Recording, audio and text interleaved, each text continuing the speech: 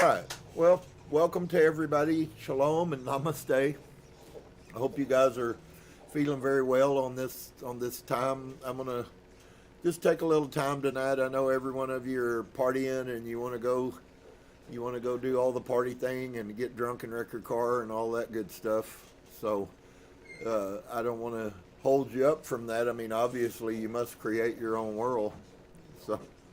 Uh, But I just want to talk about a few things, I guess, tonight that are happening, that are revelationary, all at the same time. And I guess for me, it's just setting the earth in order for what is coming. I will say I do believe that you're going to be quite amazed at what transpires over this next year. Uh, Lots of stuff is going on.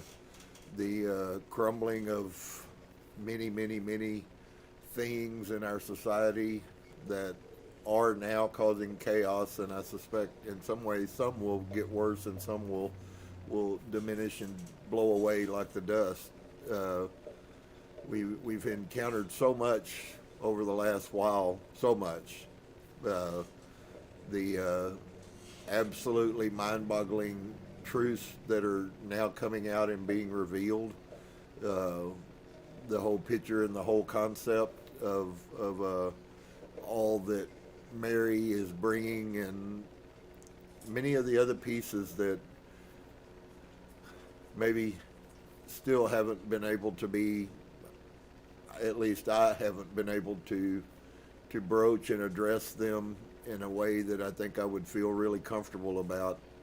Uh, there literally is so much new stuff. So is it new or is it really ancient, and it just is that the spirit realm is shifting in our perspective, and it's very possible that it is that. There, if that as we grow and as our mind begins to heal and as we begin to move into different areas, that we should expect to see different things that we never saw before.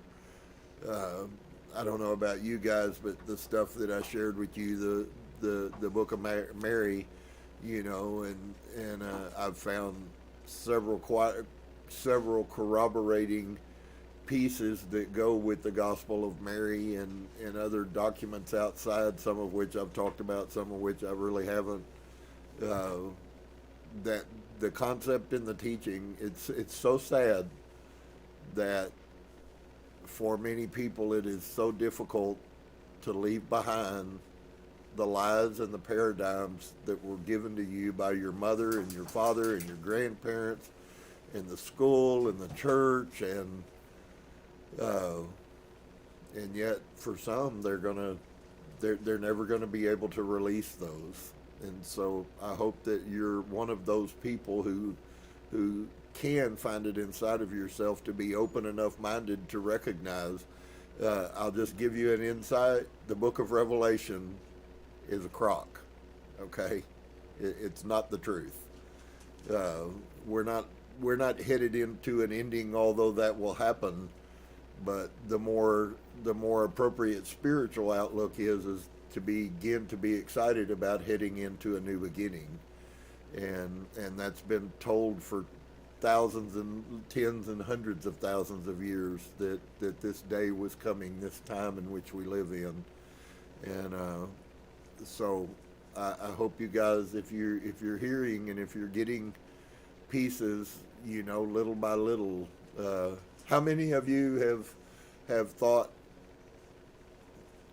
that it seems like many things are being taken away from you? How many of you are confused at how do you pray now? Since you don't pray anymore to a God that doesn't exist, uh, the picture that we were given by Christianity is so fallacious that it's not even funny, and yet we still want to. I still struggled, just in case. So if you've noticed that, and then you've begun, I still struggle with not quote unquote praying the way in which, but the beauty of all of this is that for everything that was lied to us, there is an actual peace that we can, and we should. So in some ways, we're not going to be less active about our spiritual self. We actually will begin to be more active about our spiritual self. That is to say, you're no longer depending on some guy that hung over in Jerusalem, which never existed. The Christian Jesus never existed. He's a total concoction. There was a Yeshua. He was a mystic. Everybody knows that. Everybody knows Moses was a witch doctor. Everybody knows that Solomon was a witch doctor. They all practiced magic. And then to stop that and disconnect us from the power that they functioned in, we've been told that's witchcraft. But they still tell you that Moses is the one who gave the law from God, although the God is actually the demiurge who is the one that created you and made you to be a slave and had no power to give you. And now we've been told that Adam and Eve were never, i.e., real. They were simply metaphoric pictures of our masculine duality, our divine duality.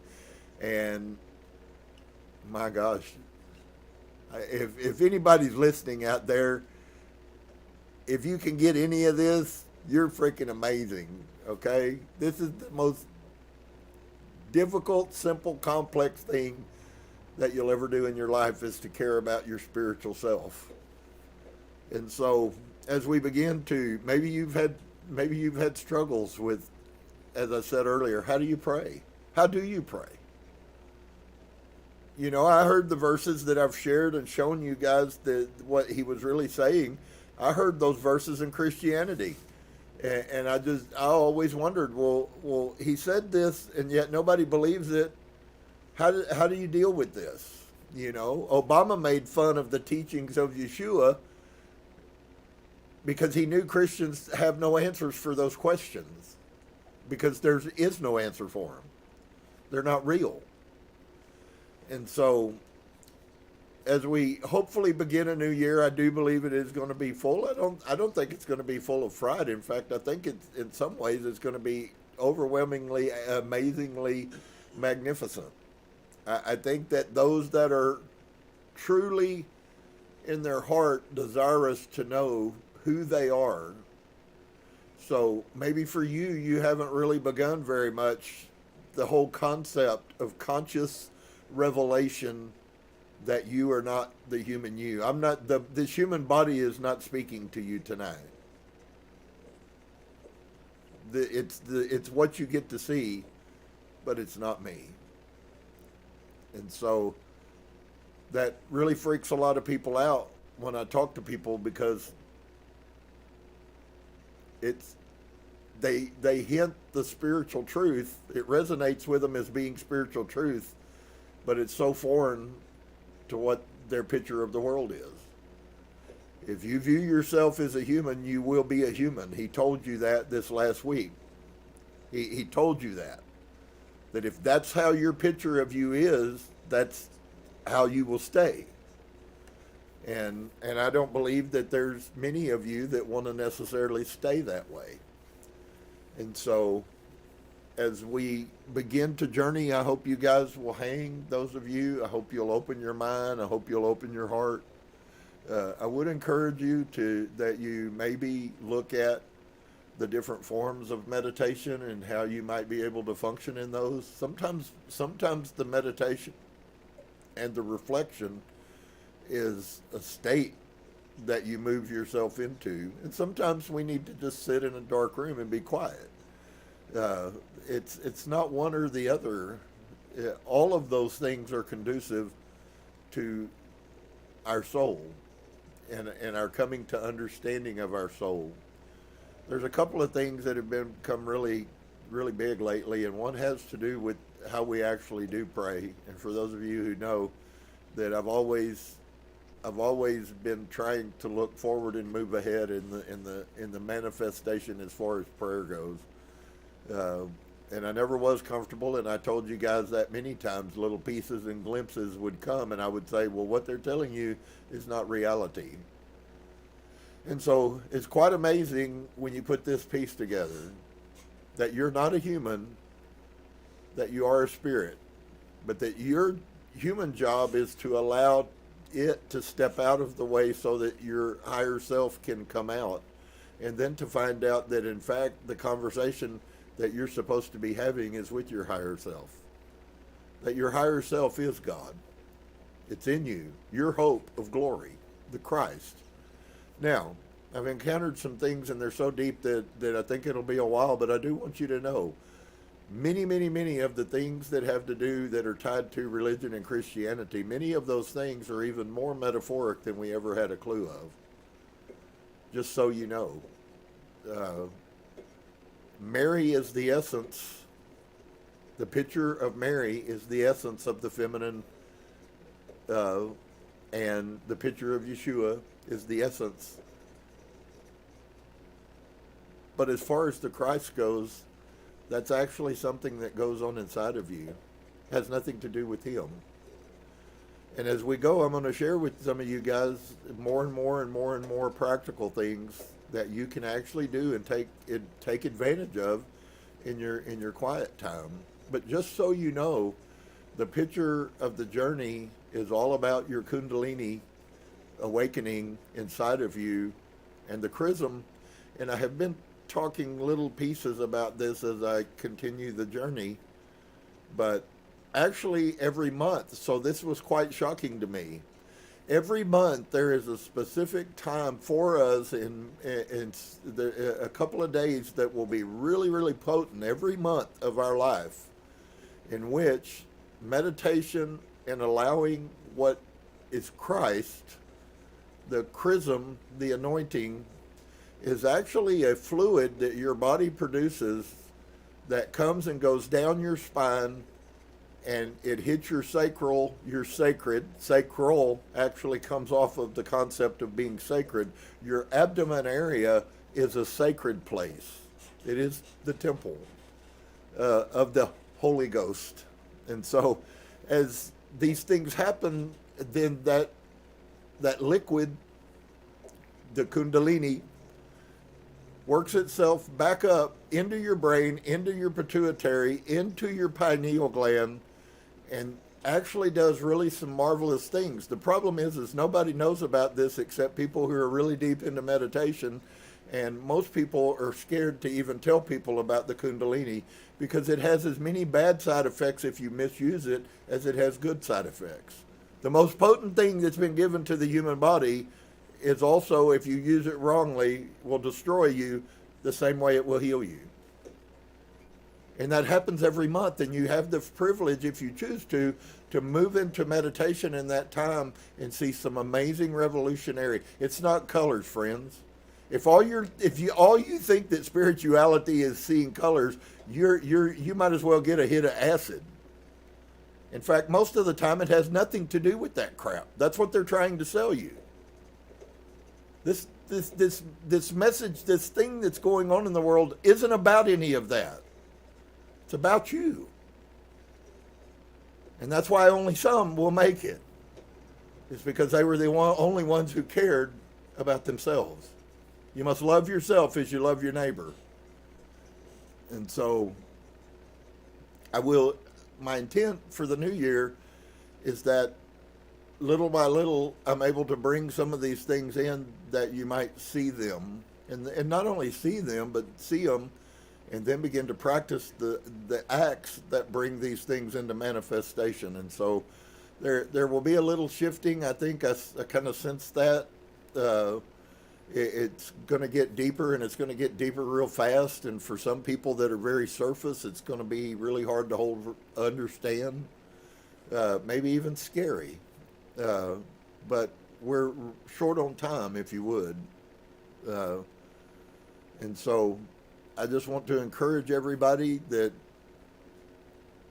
it is time for you to awaken, to recognize that you are something that is amazing, something that is beautiful, something that is not broken, something that doesn't need a savior. Your moral compass will be increased. The reason that you've never been very successful morally is because you're trying to do it yourself. And so if Christianity doesn't prove anything, it proves that it's impossible for you to make yourself moral. If you could, everybody would be okay. But you can't. Nobody can. That's the problem. Christians think that they badmouth sinners, they badmouth people who smoke a cigarette or people who drink a beer, and they badmouth them and tell them they're going to hell, while they themselves are the exact ones Yeshua was talking about who said they were worse than those people, because they think that they are okay. Not a good place to be. And so I think you'll see some really really powerful things move this year. It is going to shift, though, out of one realm, and I already kind of sense a dimensional shift, and the talking and all of that crap is going to be over with. I think that you'll just be amazed at how much change is coming, and it's going to come really quick. And so for each and every one of you, I would encourage you that you maybe take some time and reflection, and if you haven't been doing shadow work, that you take some time and you be honest with yourself about what you are and about what you're not and about what you want and about what you don't. Unless you do those things, you're going to get left behind in a big way. And I think that we should learn, but when truth comes, we have to be able to recognize it. And so, as we go forward, I hope that these things that I share, exercises I share with you, I hope that you at least give them a chance. Those that do will experience some really phenomenal things, and those that don't will just continue to try to convince themselves of how spiritual they are. Just so you know, one of the largest concerns is about the spiritual pride that exists in humans, and those that are in Christianity and come out of Christianity are the most prone to this. It would be better that you had never known that any of that falsehood than it would have been to have known it and returned back to it. So as we go along, there's going to be many of those things that actually become quite absurd to you, and as you're heightening and you're awakening, but there's going to be tenfold you're going to find that are absurd about yourself. And it's real good. It is the beginning of the revelation. When you begin to have the little glimpses of revelation, if those revelations are always about everybody else, then you're still functioning in your carnal mind. If you don't have tenfold more revelations about who you are as a real person, you're still playing the game. So when all these people come and tell you all the things about, don't listen to it. Okay? The journey and the path is inside of yourself. And if you're not interested in going in there, he's not interested in meeting you there. That may seem kind of strange to you, but it doesn't mean that he's not there. It just means you can't access him. And so one of the things that we must learn to do beginning anew is that the monad is the all-important thing.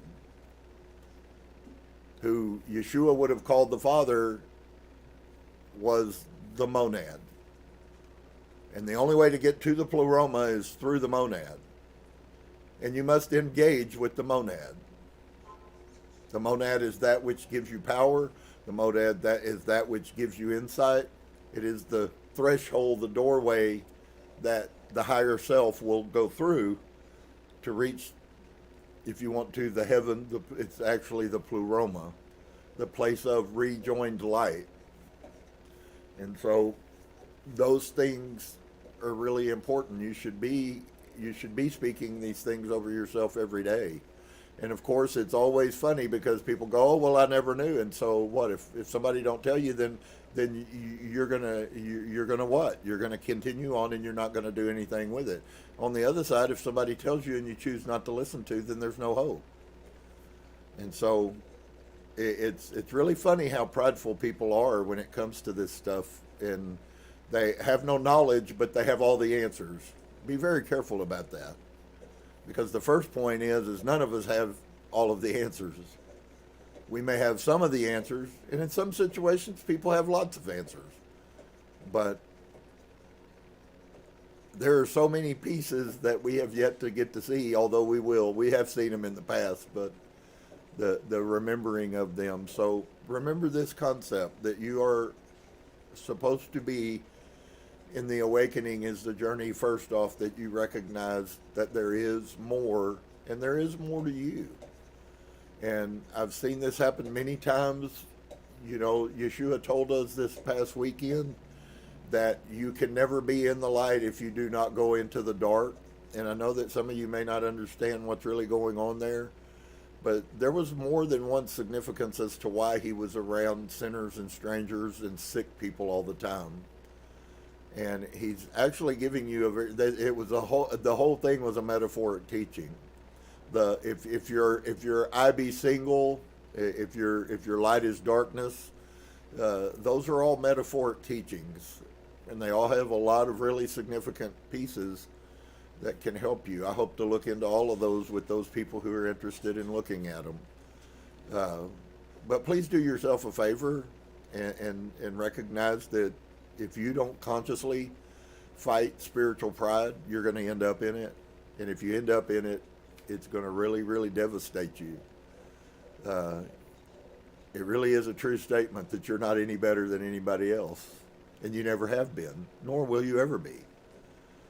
That's a statement of namaste. That's a statement of humility. And you must mean it when you have that recognition. So a lot of people say humble things and then they're full of pride inside. And unfortunately, the monad knows all that. So the archons are going to be very significant. The archons are functioning right now. They're everywhere. They're in this room. They're in the room, whatever room you're sitting in. They're speaking in somebody's mind about you constantly.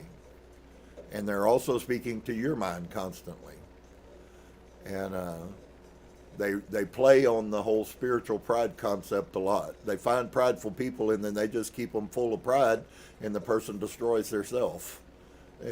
Maybe it's not that they destroy it, it's just that they never find the light, so you destroyed yourself. And so, yeah, this stuff is a lot more than what I ever imagined it would be, friend. And it's a lot more viable and it's a lot more valuable. And so I hope for all of you guys, those that have just been kind of passing by novelty, well, I'm sad. I hope you'll get the revelation that this isn't novelty at all. In fact, there's not anything you'll ever do in your lifetime that's more important than this aspect. And it always has been that way, but there's something different right now. The truth, we are going to try to look over this next year pretty heavily. Some of you may have noticed that there's lots of talk about the Ethiopian Bible. It's not insignificant in any way. It's not actually insignificant that it is becoming so big right now that you have people like Mel Gibson, who is a dyed-in-the-wool Catholic, and yet he has read the Ethiopian Bible and he found out that Yeshua is not at all the Jesus that he was taught in Christianity. And so it's not just Mel Gibson and it's not just me. There's thousands of people on this earth that are starting to recognize that we've been massively lied to. And it's real good to say, okay, so I've been lied to, but it really is infinitely more than that. So I hope that for each and every one of you, as you begin this new year, I hope that you will take some time, if you have time tomorrow, 30 minutes time of just sitting alone in silence and quiet and looking inside yourself. Ask the monad to come and visit you. Talk to your higher self. Your higher self has to have a relationship with you. As we go along, I'm not the sole possessor of them, but anybody who has this wisdom and knowledge can share it as they will. It doesn't mean that you have to. It just simply means you can if you choose to. And so, for those of you, just as you don't have to accept it, and so we're gonna see that there are pathways in peace. It's really sad because they robbed from us that this is a life, a life. This is a life, and you will hear as you go along. Everything that our society sells is pleasure. Everything that people crave is pleasure. And yet the thing that is disregarded the most in the spirit realm is pleasure. And so you think that it's all about having fun, and you think that it's all about you and you being happy with what you want, and in reality, that's not reality at all. So I think that's going to be a change for people. There's a verse in the scripture that speaks to this a lot more than people have really put together. But the scripture says that you are to redeem the time, for the days are evil.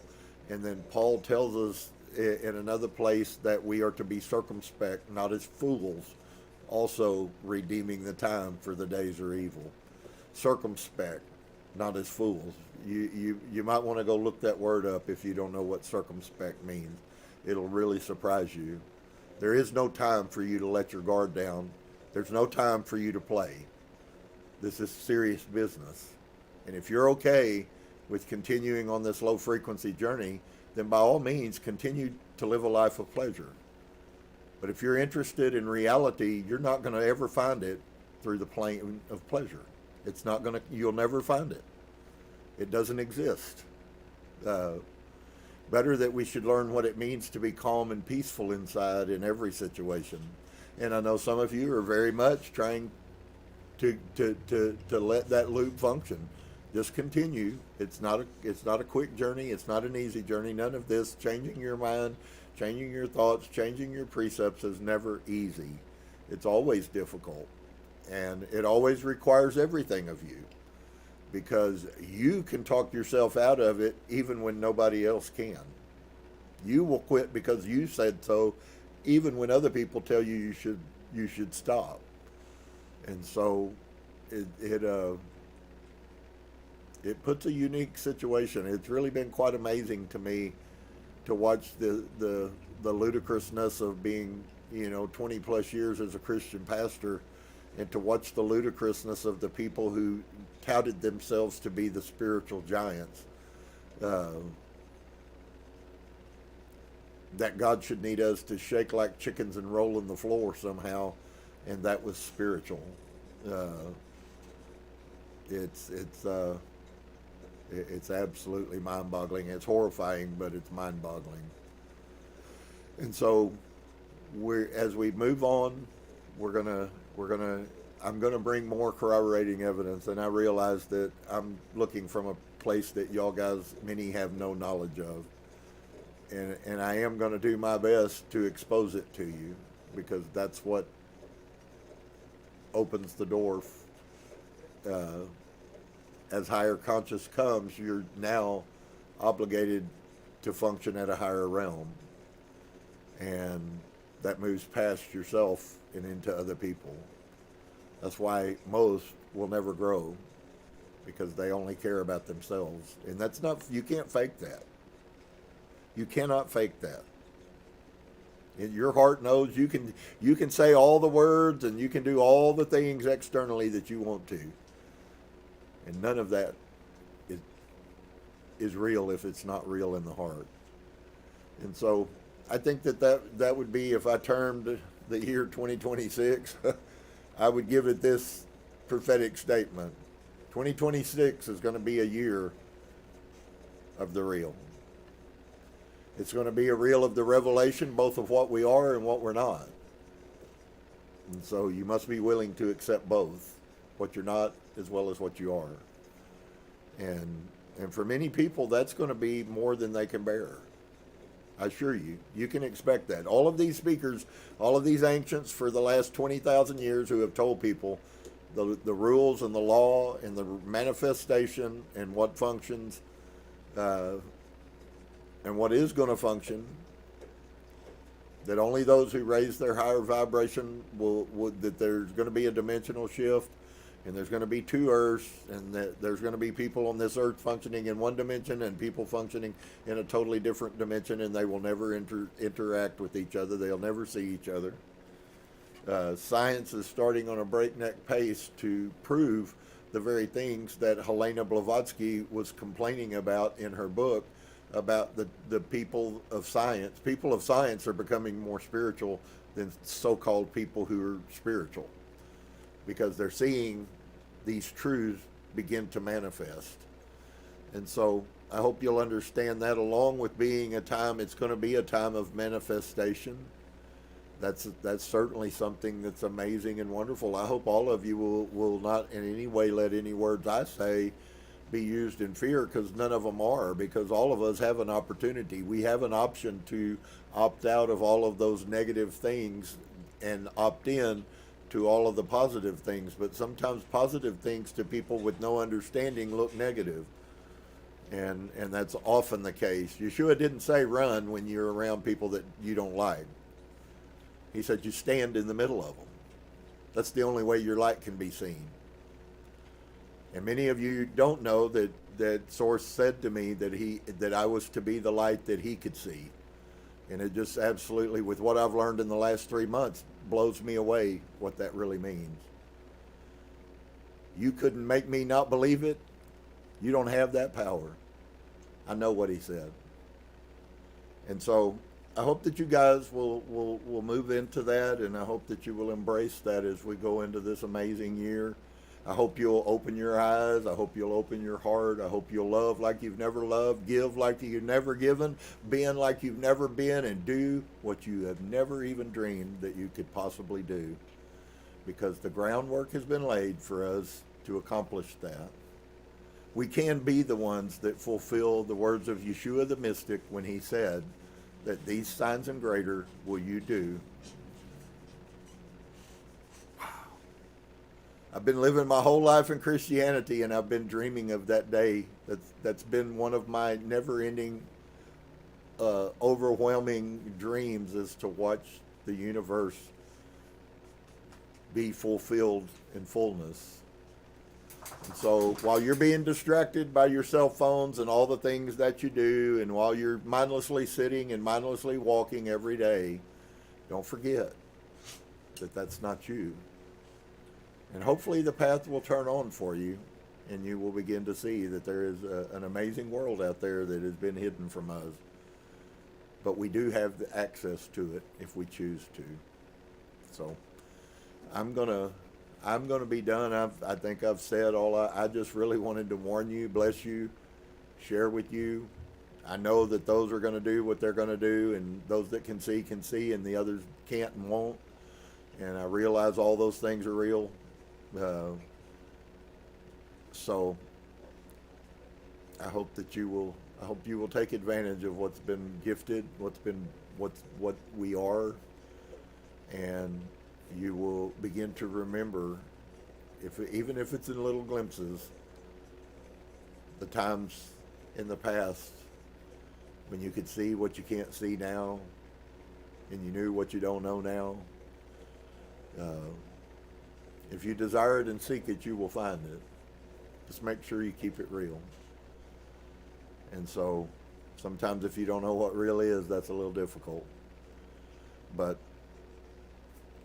blessings to each and every one of you. As far as I know, we're going to be back on Saturday if the universe wills.